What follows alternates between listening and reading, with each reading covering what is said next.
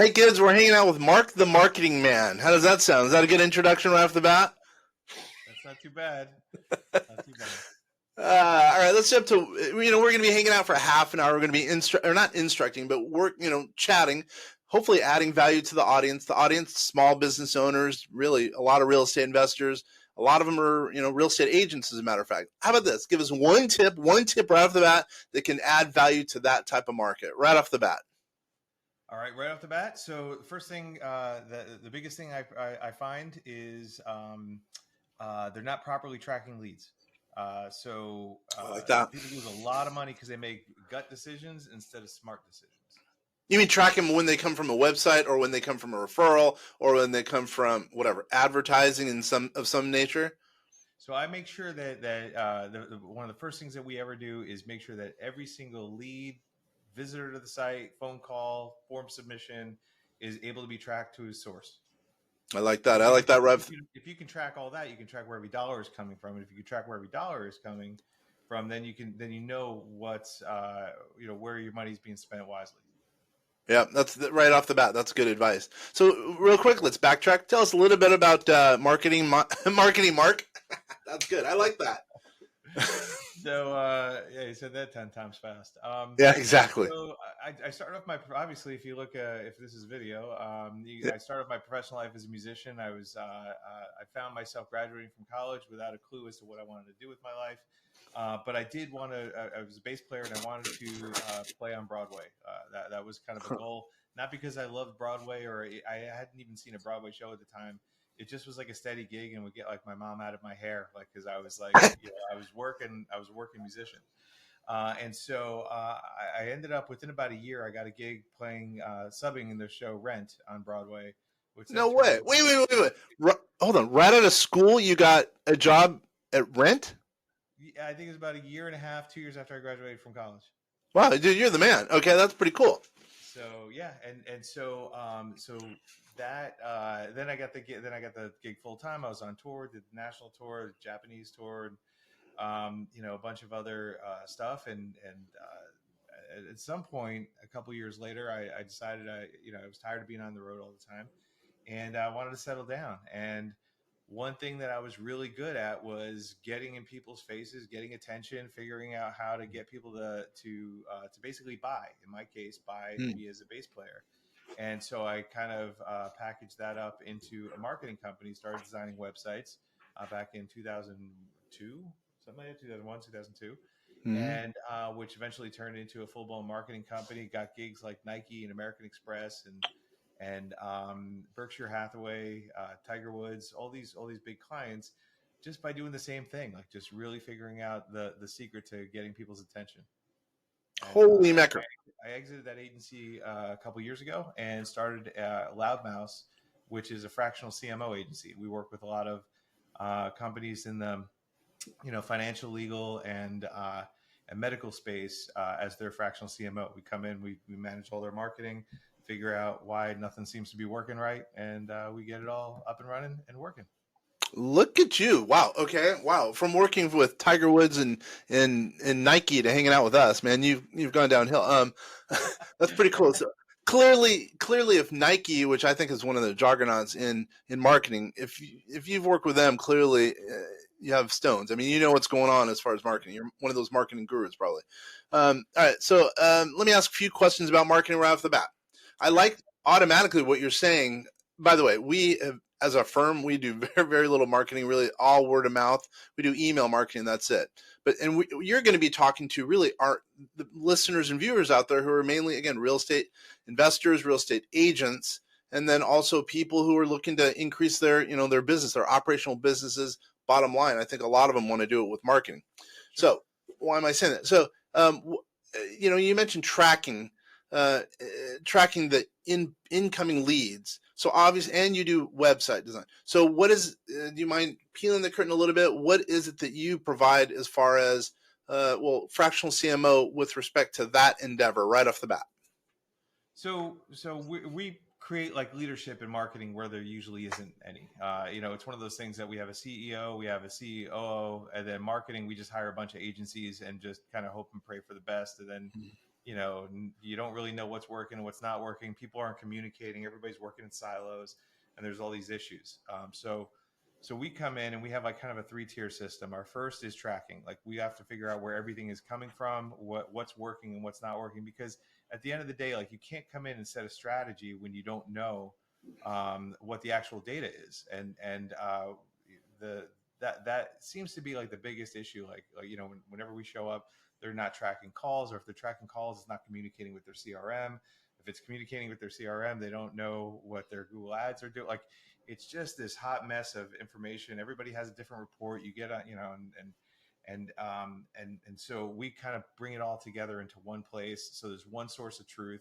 And so we're not making, I mean, marketing is like an art and science, and there is a lot of guesswork and there is a lot of hunches and guts and whatnot. But the more, it's just like a casino. The more that you have data on your side, the more that you have information, the better odds you have. So if we can create all that tracking, so we have better data, we can make better decisions, make more money, spend less money.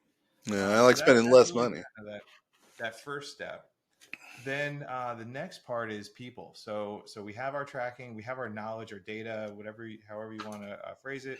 And then the next one is people. Do we have the right people doing the right things at the right time for the right reason? And so that means, we sit down with all the agencies that our clients work with, figure out what they're doing, why they're doing it, what their budget is, what they need. Because a lot of times it's not just we've had issues where agencies were stealing money from clients, and we've also, and we're talking like 10 grand a month off the ad spend, and stuff like that, pretty bad stuff.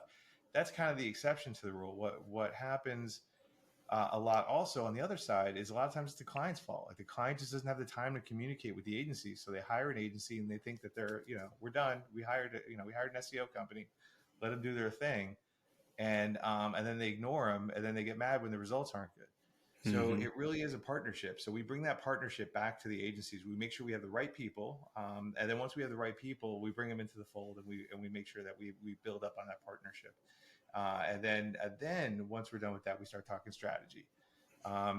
Most people try to start with strategy, hey, there's this new Facebook ads tactic. Let's apply that. No, you have to get the foundation right. And then once you do that, then we can lay a strategy over it, because we know we have the right people that are implementing that strategy, and we know we have the right data to tell if that strategy is working or not. So it all kind of works hand in hand. I understand. So you mentioned Loudmouse, not Loudmouth, but Loudmouse. I assume Correct. that's one way to get a hold of you, loudmouse.com, probably, right? Right. Okay. All right. So then if, let's say the client has their own website, can you come in and help out with the tracking, or do they have to have your software, by the way? No. Nothing's with our software. Our goal is to build up your marketing team and your marketing department, not ours. So we're coming in, we're building out all the tools. So if you have CallRail and Salesforce and some other reporting tool or whatever, that's what we work with. We're not looking to change your CRM. We're not forcing any software that we've developed down your throat. Really our goal is to take what you have. Now, if we find something doesn't work, like if you have a call tracking software that just doesn't work, or a CRM that's garbage, we're gonna kind of push you in the direction of let's get this done right. This may be good for us right now, but if we want to grow over the course of 5 years, it's not going to work. Let's build something for that growth, for where we see ourselves going. Yeah. So we'll do that, but it'll never be our software. We don't have any skin in the game in that sense. It's just we just want to make sure we all have what we need. Yeah. And I think I saw on your website that you guys, by the way, I just want to stop there showing that I've done some research for the show. Thank you very much, kids. I was going to say very impressive. It looks like you almost, without really saying it, you almost say that you're going to get, the client's going to get their feedback and revenue right off the bat, and at the end of, I think, month one. Yeah. So what normally happens are the first month of our process, between getting the tracking right and figuring out what's going on with your agencies, we're usually finding about 25 to 35% of your marketing spend is being wasted. There's usually a smaller percentage of really low hanging fruit. Hey, if we just tweak this one thing, we're going to increase revenue 5%, 10% right now, starting tomorrow. Mm-hmm. So there's usually a couple of those things that we find within those first 30 days, because that's our goal. Like our goal, because you're not hiring us to be your SEO company. You're not hiring us to be your AdWords company. You're hiring us to manage all of it. And so it's just an added expense if we're not turning it around fast. So our number one thing has to be revenue. Like how do because most agencies, when you get on your call with your SEO team, they're celebrating like, hey, we got this keyword in the top 10. It's like, but if it doesn't drive any revenue, who cares? Like that's where we kind of come in and be like, I don't want to focus on anything that doesn't drive revenue. That's that's what we have to do right out of the gate. No, I understand. So, I saw on your resume, not your resume, on your I was website that saying you, my resume. That's from yeah, 30 years ago. But yeah, okay. actually, I can't remember the last time I had a resume. well, LinkedIn, you have a LinkedIn profile. Oh, that's true. Yeah. Yeah. But I hear what you're saying. Like the last time I wore a suit, I haven't worn a suit in years. Yeah.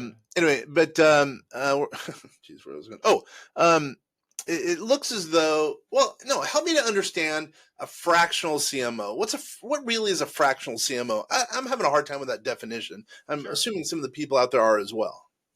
So it's a C-suite executive, like someone who's a CMO that comes into your company, manages all your marketing. The difference is rather than paying 300 grand a year to somebody that works full time, you're paying somebody to come in, and sit in that role as a part of the team, as a part of the C-suite, but not an actual member of the company. And I hesitate saying part-time because it's not necessarily part-time. I have clients where, where it's, I mean, I'll fly out there for a week or, and we'll be like all in, and doing a major change in the company. I'm heading out to Canada in a couple of weeks to do just that. But so I hesitate saying part time, but it's kind of like a part time role. You're saving a lot of money on the expense of because you're not paying 300 grand, you're not paying insurance, you're not paying all the stuff that comes with bringing a C-suite executive on, but you're getting the benefits of having somebody sitting in that role.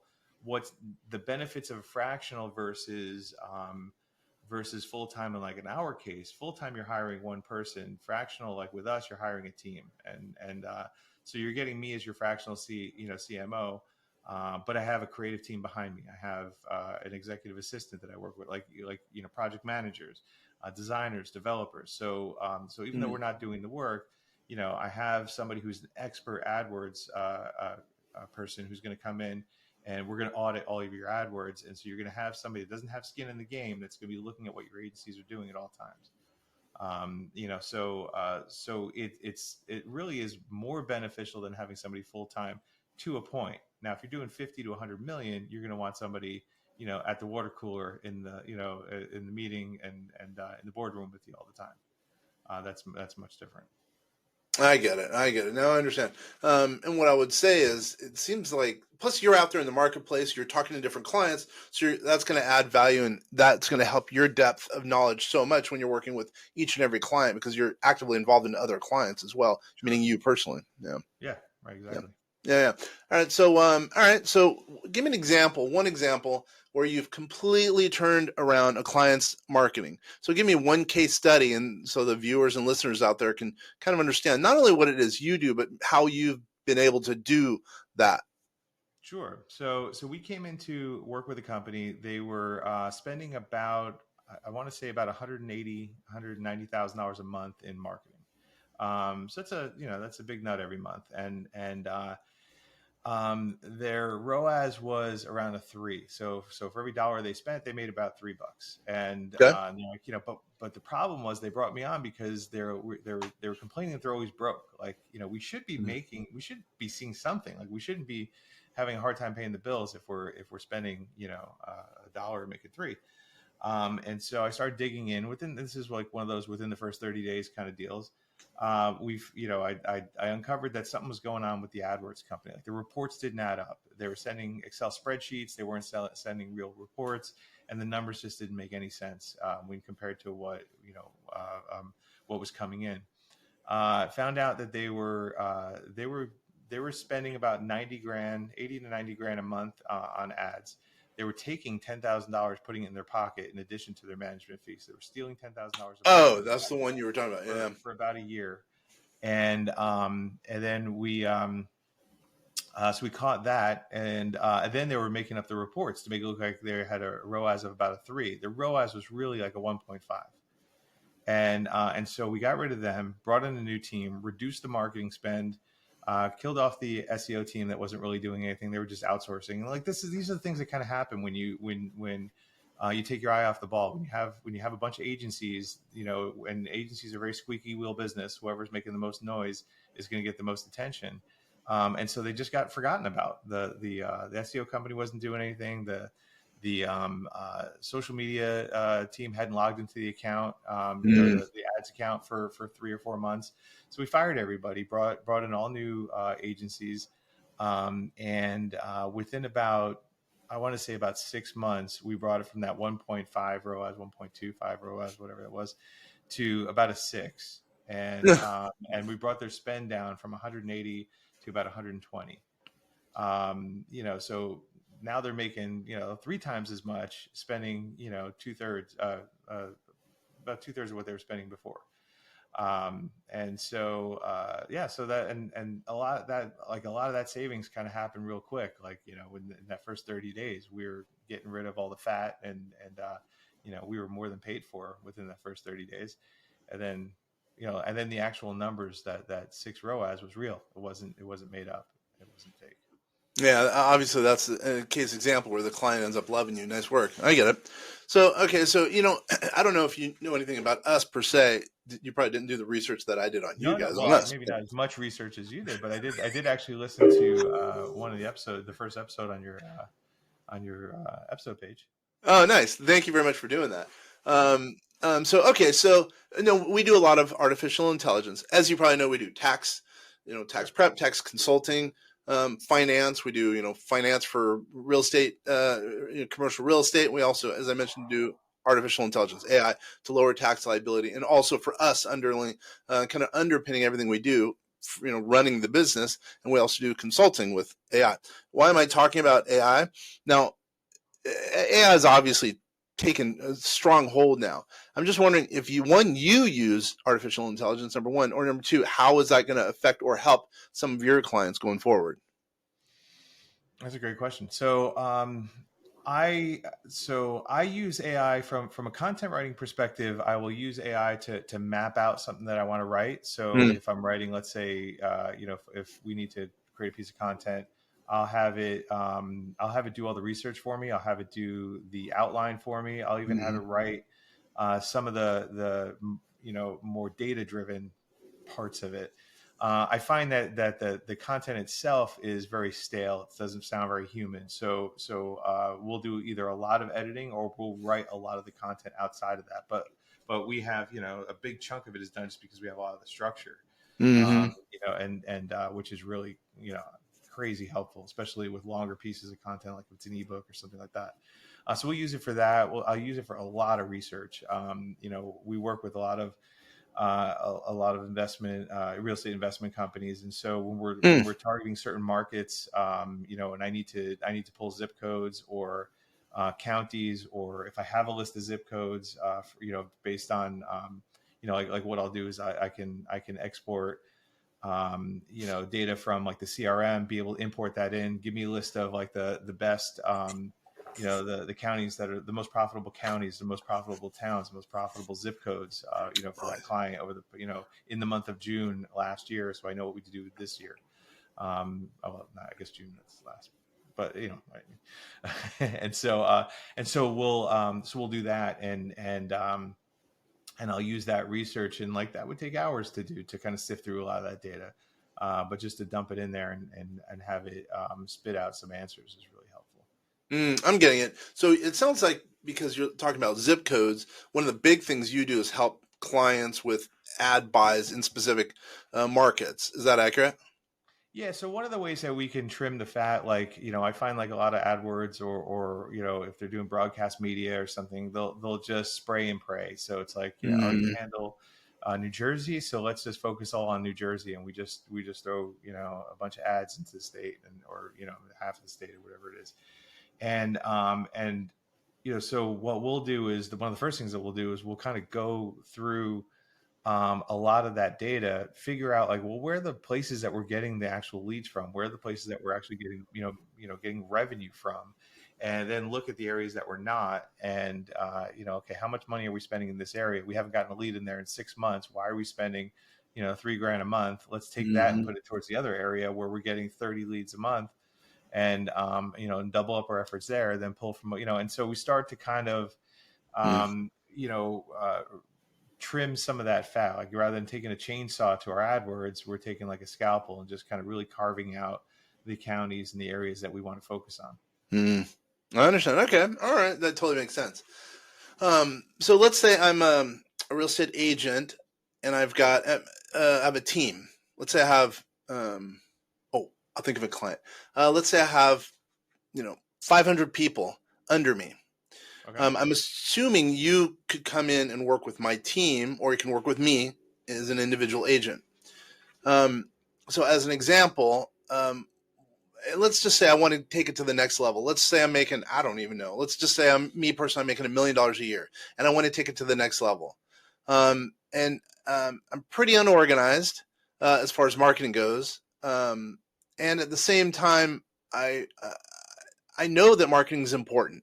This is going to be a hard question. What are some of the things I should think about with respect to taking it to the next level? Well, first, I would get specific about what take it to the next level means. So, like if you're doing $1 million now, what's that next level? Is it 2 million? Is it 3 million? Is it 10 million? Is it $1.5 million? Like what exactly does that look like? Because that's going to kind of determine what our budget's going to be and what kind of what we're looking at.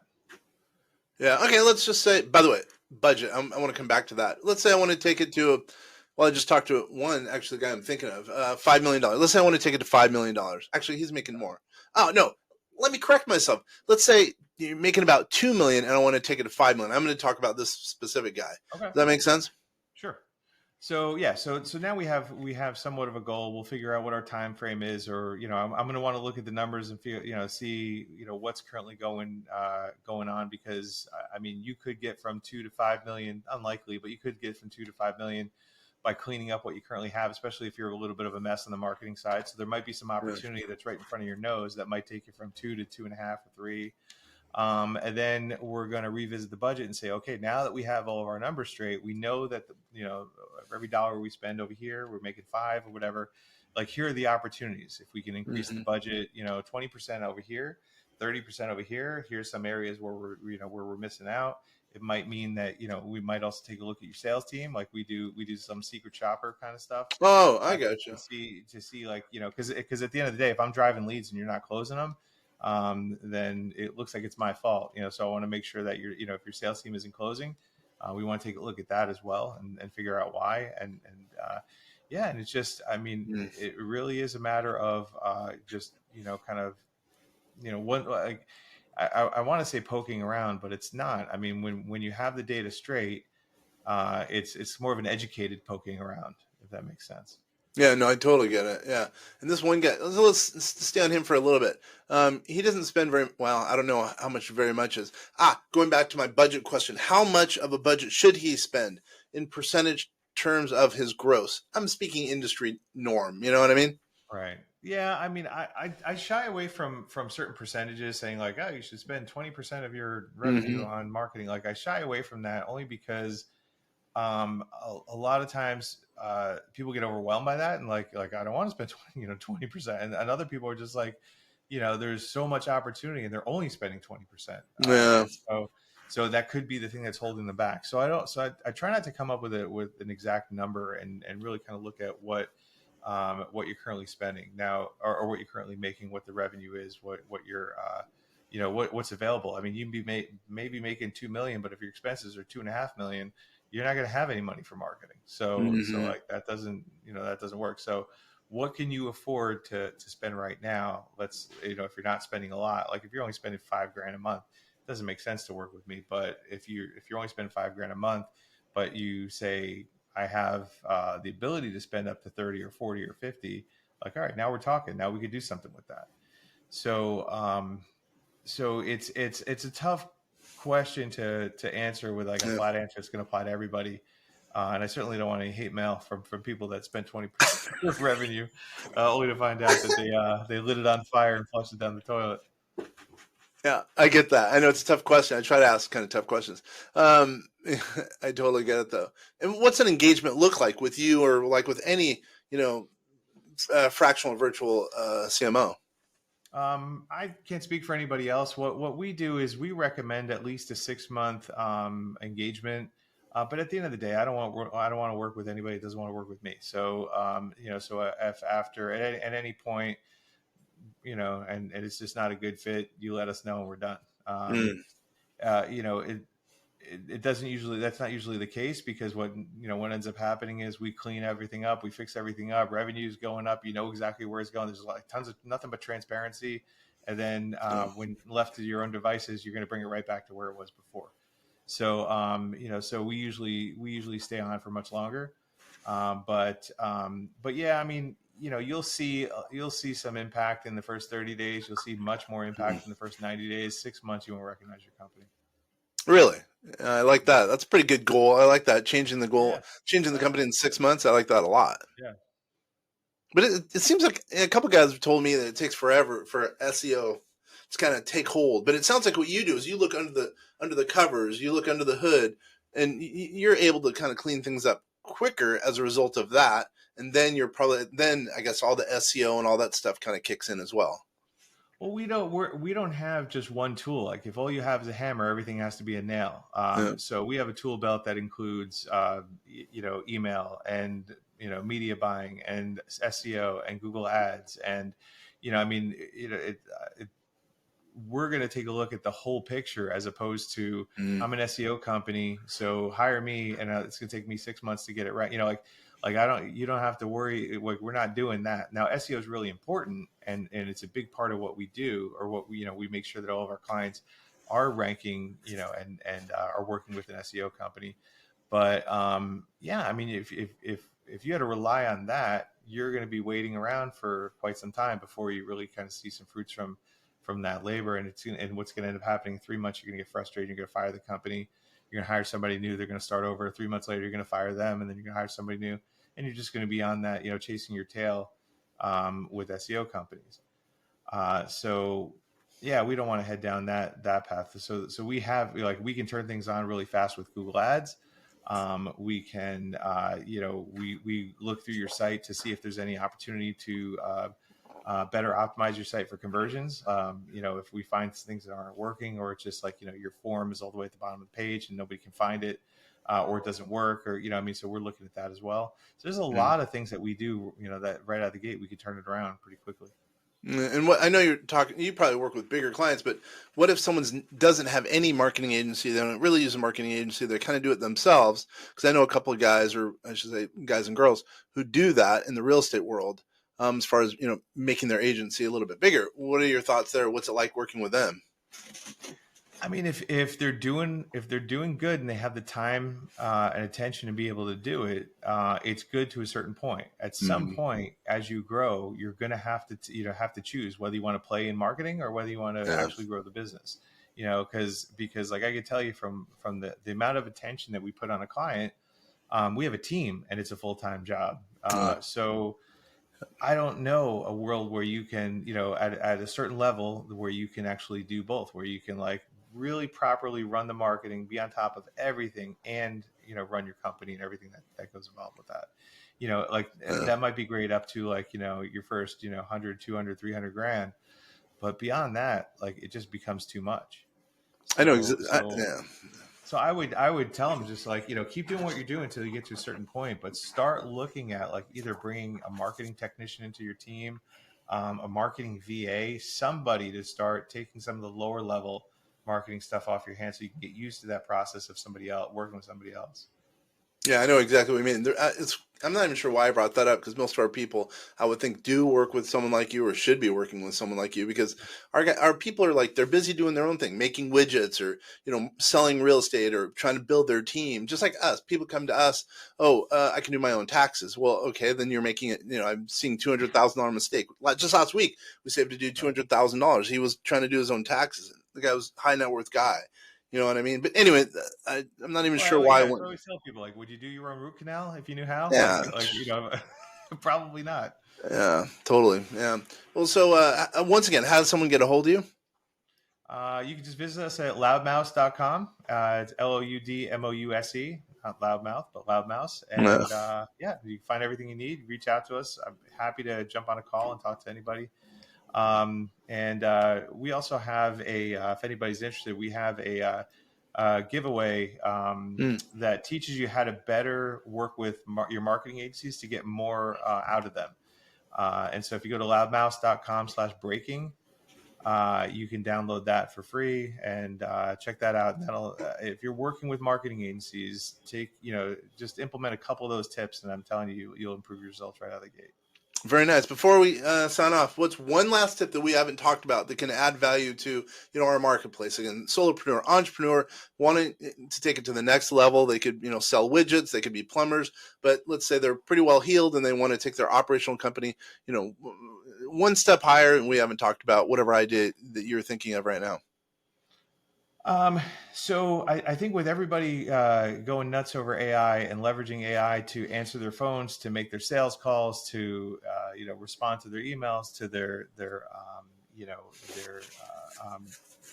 chat bots on their website, I always find that with marketing, if you do the opposite of what everybody else is doing, you're going to win. And so while everybody is going all in on AI and trying to remove people from the entire process, make sure that you're injecting some human element into what you do. Make sure that whether it's answering a call, doing a follow-up, sending an email, sending somebody a handwritten card, telling people your story instead of just just being cold about who you are, and just and making it all about what you do and your core values that you don't even remember. Tell them your story and add that human element to what you're doing, because I think in the next like 3 to 5 years, I don't think there's gonna be a single human answering the phones for any company for that matter. And it's going there, but and I think that's a good thing in many ways. But if you reach out and you're a human being, every now and then, and people get a little taste of that, they're going to be shocked, and they're going to they're going to gravitate towards that. So don't lose sight of that. Doesn't mean you can't play around in AI. Doesn't mean you can't leverage it, but don't lose sight of the human aspect of doing business. Yeah, we think there's going to be a huge premium put on human touch, which is kind of weird because it's the opposite of where we're going right now. But I think that, you're not going to know if you're talking to a bot, and that's a freaky thing. You know what I mean? And I think that, seeing stuff like this, by the way, we are real. We're not bots. I think that's going to make a difference down the road.